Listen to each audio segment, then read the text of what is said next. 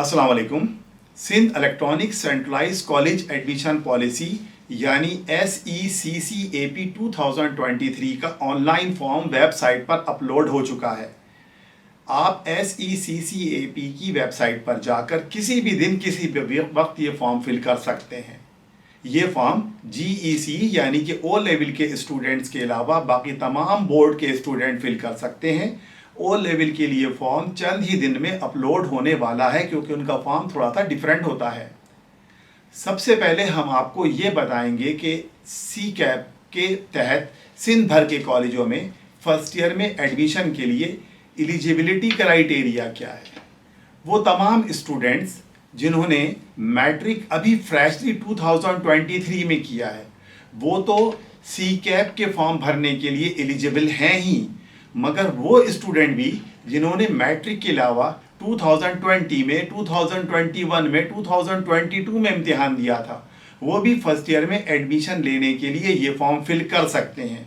मगर उनके लिए कंडीशन ये है कि उन्होंने इससे पहले कभी भी किसी भी इंटरमीडिएट बोर्ड के एग्जाम्स में इनरोलमेंट ना करवाई हो और इसके लिए उन्हें एक एफिडेविट भी जमा कराना होगा कि वो किस वजह से पास्ट ईयर में फर्स्ट ईयर में एडमिशन नहीं ले सके थे।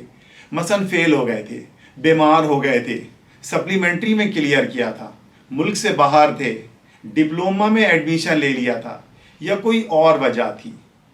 वो स्टूडेंट्स जिन्होंने 2020 में मैट्रिक का इम्तिहान किया है वो अब फर्स्ट ईयर में एडमिशन के लिए CCAP का फॉर्म फिल तो कर सकते हैं, मगर उसके लिए उनके टोटल मार्क्स में से 5 मार्क्स लेस किए जाएंगे।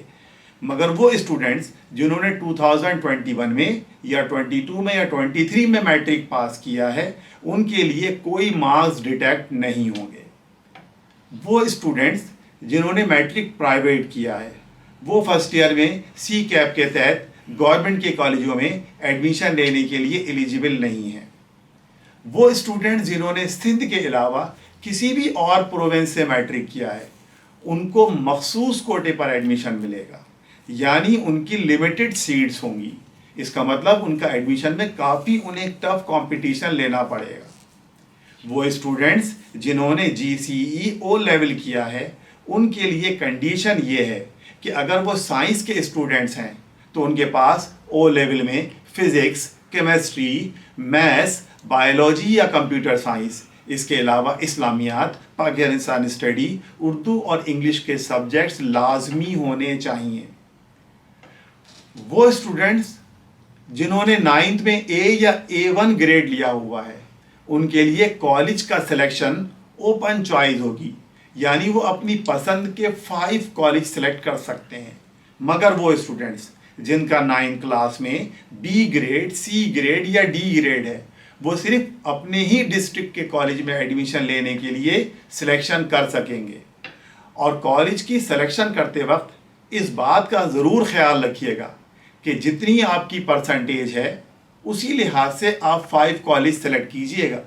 मसलन आपकी परसेंटेज लेट सपोज 75% है और आप कॉलेज सेलेक्ट करते हैं आदमजी, DJ, दिल्ली कॉलेज जिनमें कम से कम 88% पर एडमिशन होता है, तो CCAP ऐसी सूरत में क्या करेगा, उसका सॉफ्टवेयर आपको अपनी मर्जी का कोई कॉलेज दे देगा, ऐसा कॉलेज जहां आप जाना भी नहीं चाहते होंगे।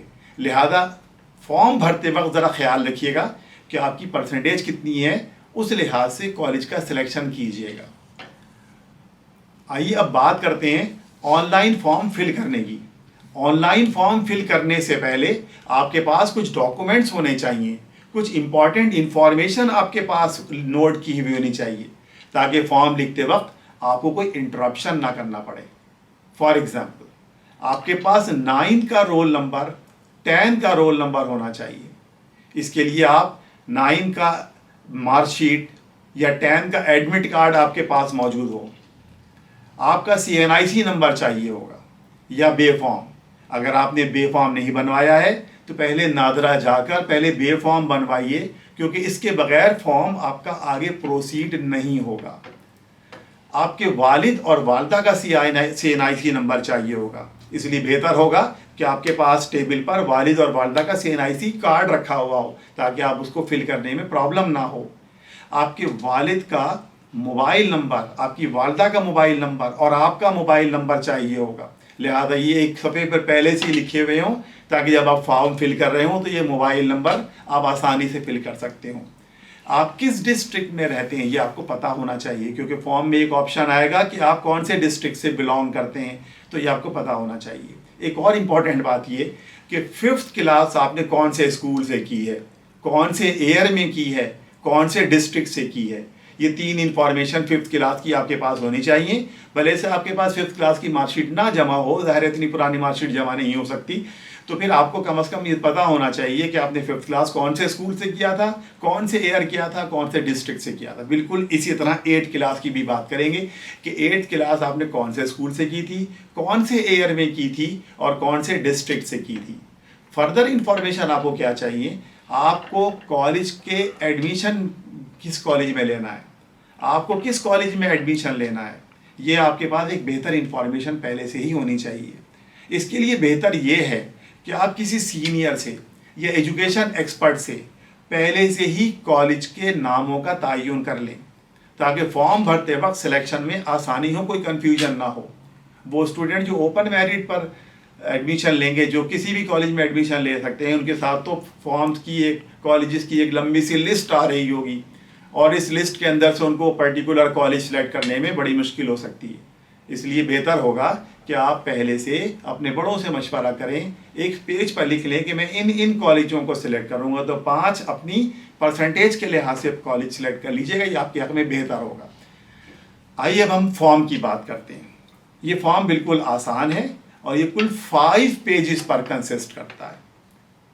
जैसे ही आप अप्लाई ऑनलाइन पर क्लिक करेंगे तो आपके पास ये ऑप्शंस आ जाएंगे।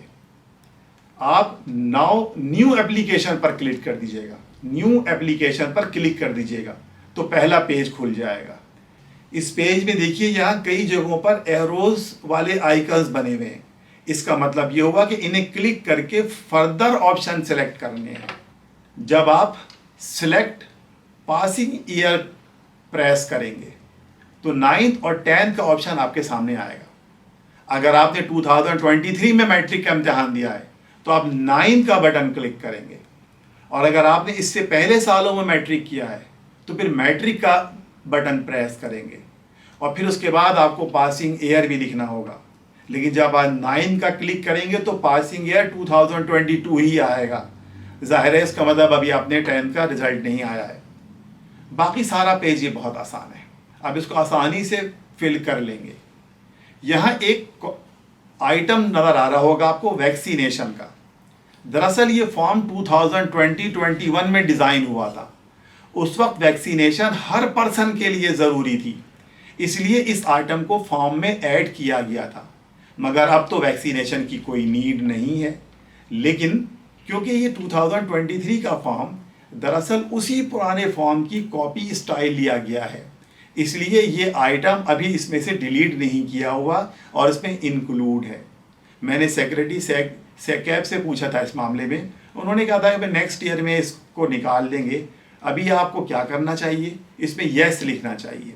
आपकी वैक्सीनेशन हुई भी हो या ना हुई हुई डजेंट मैटर, मगर यहाँ आप यस का बटन प्रेस कीजिएगा। अगर आपने नो का बटन प्रेस किया तो ये फॉर्म नेक्स्ट पेज पर प्रोसीड नहीं होगा। नेक्स्ट पेज नंबर 2 आपकी पर्सनल डिटेल मांगता है। ये वाला पेज बहुत ही आसान है, आप इसको आसानी से फिल कर सकते हैं। तमाम इंफॉर्मेशन बिल्कुल सिंपल है। वो जो मैंने शुरू में बताया था, अगर वो नॉलेज आपके पास टेबल पर रखी हुई है तो आप ये पेज आसानी से फिल कर लेंगे। फिर जब नेक्स्ट पेज की तरफ जाएंगे तो वो नेक्स्ट पेज है चॉइस ऑफ फैकल्टी। ये वाला पेज भी बहुत आसान है। चॉइस ऑफ फैकल्टी का, आप अपनी फैकल्टी का आसानी से चॉइस करके इस फॉर्म के ये आइटम्स फिल कर सकते हैं। पेज 4 पर जाएंगे तो चॉइस ऑफ कॉलेजेस पूछी जा रही है आपको, या आपने पेज 1 पे अपनी मार्क्स ऑब्टेन्ड लिखे थे, तभी थोड़ी देर पहले बात हो रही थी, और अगर आपकी जो मार्क्स ऑब्टेन्ड थे वो बी, सी या डी ग्रेड लेवल के थे, तो फिर यहाँ पेज 4 पर आपको मखसूस कॉलेज के ही नाम खुलेंगे। यानी आप तमाम कॉलेज नहीं बल्कि उस डिस्ट्रिक्ट के कॉलेज के नाम खुलेंगे जिस डिस्ट्रिक्ट से आप बिलोंग कर रहे हैं। लेकिन अगर आपकी परसेंटेज ज़्यादा थी और आपने पेज 1 में A1 ग्रेड की परसेंटेज लिखी हुई थी, तो फिर ऐसी सूरत में आपको तमाम कॉलेजेस ओपन आएंगे और उसमें से आप अपनी पसंद का कॉलेज सेलेक्ट कर सकेंगे। उसके बाद आप क्या करेंगे, एक लास्ट इस पेज के अंदर नीचे एक जगह पे प्रीव्यू लिखा होगा, आप इसको सबमिट का बटन प्रेस करेंगे, प्रीव्यू निकल आएगा और उसकी एक कॉपी अपने पीसी में सेव कर लेंगे। जब ये सारे फॉर्म सबमिट हो जाएंगे तो सी कैप का सॉफ्टवेयर 9 की रिजल्ट से कनेक्ट होता है। ये सी कैप का जो सॉफ्टवेयर है ये आपके तमाम बोर्ड की 9 के रिजल्ट से कनेक्ट है, लिहाजा हर स्टूडेंट की प्रोफाइल के मुताबिक उसको कॉलेज अलॉट कर दिया जाएगा। अब क्या होगा, अब आप जैसे ही आपका नाम किसी पर्टिकुलर कॉलेज में आएगा, जो कि आप थोड़े थोड़े दिनों के बाद चेक करते रहेंगे, अपना 9th और 10th का रोल नंबर डालकर चेक करते रहेंगे कि आपका कहाँ नाम आया है। जब आपका किसी कॉलेज में नाम आ जाएगा एडमिशन के लिए तो आप फौरन ही उस कॉलेज में जाएंगे। अब सवाल यह है कि उस कॉलेज में जाने के बाद आपको कौन कौन से डॉक्यूमेंट्स वहाँ सबमिट करने हैं। आपको सबसे पहली बात मैट्रिक की मार्कशीट और प्रोविजनल सर्टिफिकेट, तो आप पहले से ही मैट्रिक की मार्कशीट आपकी आ चुकी होगी उस वक्त तक, और आपको प्रोविजनल सर्टिफिकेट अपने स्कूल से लेना होगा। मैट्रिक की मार्कशीट नहीं आई हुई तो 9th की मार्कशीट आप लेके जाएंगे और स्कूल का सर्टिफिकेट आपको रिक्वायर्ड होगा। इसके अलावा एक इम्पॉर्टेंट आइटम है डोमिसाइल और पीआरसी। इसको बनाने में हफ्ता लग जाता है, इसलिए अभी इसको बनवा लीजिएगा ताकि कॉलेज में एडमिशन के टाइम आपको प्रॉब्लम ना हो। अगर आप किसी दूसरे बोर्ड से, मसलन आगा खान बोर्ड से बिलोंग कर रहे हैं या टेक्निकल बोर्ड से आपका बिलोंग है, तो फिर आपको माइग्रेशन सर्टिफिकेट भी लेना होगा। माइग्रेशन सर्टिफिकेट बनाने में भी टाइम लगता है, इसलिए अगर आप दूसरे बोर्ड से हैं तो फिर आपको माइग्रेशन सर्टिफिकेट अभी से बनवाने की कोशिश करनी चाहिए। अगर आप जीसीई यानी कि ओ लेवल का एग्जाम दे रहे हैं तो वहाँ एक और रिक्वायरमेंट होती है, वो कहलाती है इक्विवेलेंसी सर्टिफिकेट। ये इक्विवेलेंसी सर्टिफिकेट IBC इस्लामाबाद से बनता है, इंटर बोर्ड कमेटी इस्लामाबाद, मगर इसका जोनल ऑफिस यहाँ कराची में नीपा चौरंगी के पास सिंध टेक्निकल बोर्ड के अंदर इसका एक ब्रांच ऑफिस मौजूद है, एक जोनल ऑफिस मौजूद है। वहाँ आप जाइएगा, एक फॉर्म फिल कीजिएगा, एक पर्टिकुलर फीस जमा कराइएगा, तो फिर आपका ये इक्विवेलेंसी सर्टिफिकेट आप वहाँ से बन जाएगा। मगर इक्विवेलेंसी सर्टिफिकेट बनने के लिए पहले ओ लेवल का रिजल्ट आना ज़रूरी है, उसकी मार्कशीट आपके पास होनी चाहिए। एक्चुअली ये डॉक्यूमेंट्स यानी कि माइग्रेशन सर्टिफिकेट और इक्विवेलेंसी सर्टिफिकेट दरअसल at the time of admission in the college required नहीं होता, वो आपसे नहीं मांगेंगे, मगर at the time of enrolment चाहिए होता है। इनरोलमेंट कब होता है? कॉलेज में एडमिशन के तकरीबन 2 महीने बाद।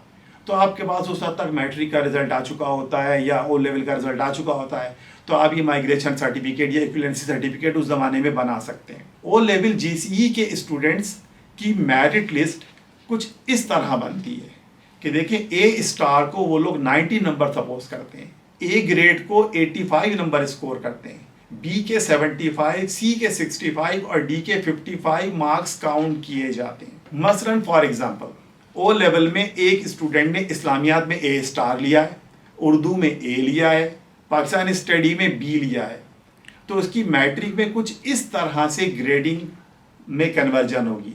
देखिए, ए स्टार 90, ए 85, बी 75, ये टोटल मिलाकर 250 हो गए। इस 250 को हम 3 से डिवाइड करेंगे और 8.5 से मल्टीप्लाई करेंगे। 3 से डिवाइड क्यों करेंगे? क्योंकि 3 ही सब्जेक्ट अभी आपने ओ लेवल के दिए हुए जिनका रिजल्ट आपके पास है, तो 3 से डिवाइड करने का मतलब आपने मीन निकाला है, यानी कि एवरेज निकाला है। और 8.5 क्या चीज़ है? 8.5 मैट्रिक का इक्विवेलेंसी फैक्टर है। इस फैक्टर से मल्टीप्लाई करने के बाद तब कहीं जाकर आपका ये परसेंटेज बनेगी या एवरेज ये मेरिट नंबर बनेगा 708, जैसे लेट सपोज ये मिसाल दी मैंने आपको। अगर किसी स्टूडेंट ने, बाज़ स्टूडेंट ऐसे होते हैं जो O2 के अंदर ना सिर्फ एक इस्लामियात, पाकिस्तान स्टडी और उर्दू बल्कि इंग्लिश भी दे लेते हैं या कोई और सब्जेक्ट भी दे लेते हैं, तो आप उस सब्जेक्ट को भी ले सकते हैं बशर्ते कि उसमें ए स्टार आया हुआ हो। और अगर उसमें ए स्टार नहीं आया हुआ तो आप उसको अवॉइड कीजिएगा, उसको शो मत कीजिएगा, क्योंकि ओ लेवल वालों को मार्कशीट स्कैन करना भी कंडीशन होती है, जबकि मैट्रिक वालों को मार्कशीट स्कैन करना कंडीशन नहीं होती। वैसे ओ लेवल के स्टूडेंट्स के लिए एक प्रपोजल ये गया हुआ है कि 20% बढ़ा कर देंगे, यानी कि मैट्रिक के जो बच्चों के नंबर आए हैं और ओ लेवल के जो नंबर आए हैं इसको 20% बढ़ा कर देंगे, लेकिन ये अभी सिर्फ रिकमेंडेशन है, ये कन्फर्म अभी नहीं हुआ है।